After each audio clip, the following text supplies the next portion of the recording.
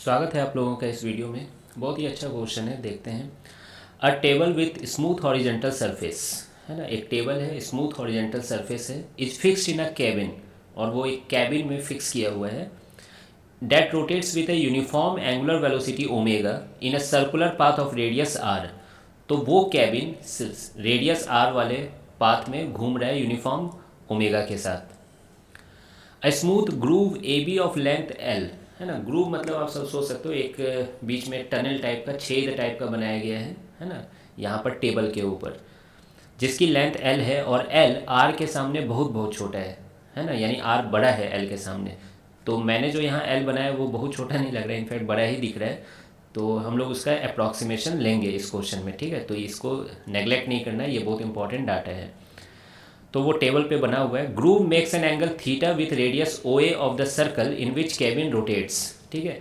तो ये इस रेडियस में रोटेट कर रहा है, उससे वो थीटा एंगल बना रहा है ये ग्रूव, है ना। तो मैं यहाँ लिख दे रहा हूँ थीटा। अब आप ये देखिए कैसे हो रहा है ना। अगर ये आपको सामने व्यू दिख रहा होगा, तो मान लीजिए कि ये रेडियस है ना, ये रेडियस है उस सर्कुलर पाथ की। ये ग्रुप ऐसे है, थीटा एंगल बना रहा है, क्लियर है। यहाँ से थीटा एंगल बना रहा है, ऐसे नहीं बना रहा है, वर्टिकल में नहीं बना रहा है, उसी हॉरिजेंटल, क्योंकि ये टेबल का पार्ट है ना, और टेबल हॉरिजेंटल है यहाँ पर, क्लियर है ये चीज़। अब a small particle is kept at the point A in the groove. Point A पे ये एक स्मॉल पार्टिकल रख दिया गया है यहाँ पर, जिसको मैं रेड कलर से बनाया हूँ, और उसको छोड़ दिया गया है यहाँ से। और वो पार्टिकल ग्रूव में ऑब्वियसली मूव कर रहा है ए से बी, है ना, ए से बी मूव कर सकता है। तो पूछा गया कितना समय में वो ए से बी पहुँच जाएगा। तो देखिए इस पर कौन सी फोर्स लगेगी जो ऊपर पहुँचाएगी। तो अगर ग्राउंड से आप इमेजिन कीजिएगा तो आपको थोड़ा, है ना, मुश्किल लगेगा। तो मैं क्या कहूँगा कि रोटेटिंग फ्रेम में आके इसको सॉल्व करते हैं, है ना। मतलब हम लोग भी ओ पॉइंट पर बैठ जाते हैं एक रोटेटिंग चेयर में, जो कि खुद ओमेगा से घूम रहा है। तो वो कैबिन आपको, है ना, रुकी हुई नजर आएगी। कैबिन आपको लगेगा कि अरे वो तो मेरे सामने ही हमेशा। और चूंकि आप रोटेशनल फ्रेम में बैठे हुए हैं, है ना, रोटेटिंग फ्रेम में, तो एक सूडो फोर्स लगती है जिसको सेंट्रीफ्यूगल फोर्स कहते हैं। और क्लास में तो मैं ऐसे ही बता देता हूँ कि सेंटर से अपोजिट लगा देना, है कि नहीं। उतना ज़्यादा सोचना नहीं है कहाँ बैठे हैं, क्या कर रहे हैं, जबकि सोचना चाहिए वैसे।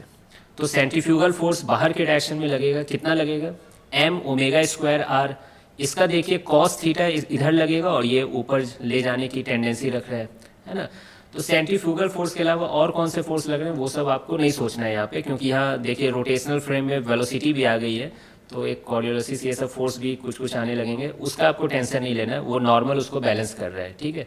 इस डायरेक्शन के अलोंग ये सेंट्रीफ्यूगल फोर्स का एक कंपोनेंट आ जाएगा जो उसको ऊपर ले जा रहा है, ठीक है। अब आप बोलो सर यहाँ पे ऊपर ले जा रहा है, अच्छी बात है, लेकिन आपको तो एक्सीलरेशन लिखना चाहिए किसी जनरल पॉइंट पे।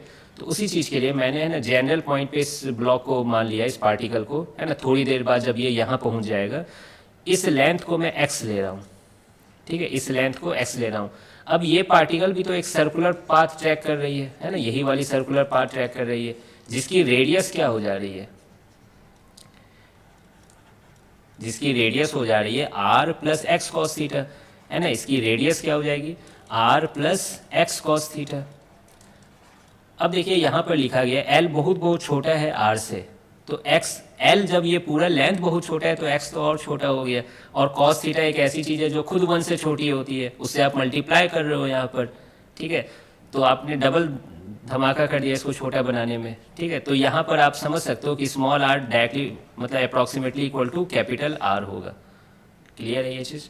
तो यहाँ पे जब आप फोर्स लिखोगे, है ना, तो simply m omega square r लिखना चाहिए ऑब्वियसली, स्मॉल आर, लेकिन उसको मैं क्या लिख लूँगा, कैपिटल आर ही लिख दूंगा, क्लियर है ये चीज़। फिर देखिए ये थीटा है तो ये एंगल भी थीटा होगा, तो इसका एक कंपोनेंट इधर होगा, एक कंपोनेंट इधर, इधर नॉर्मल फोर्स सब आके उसको बैलेंस कर रहे हैं।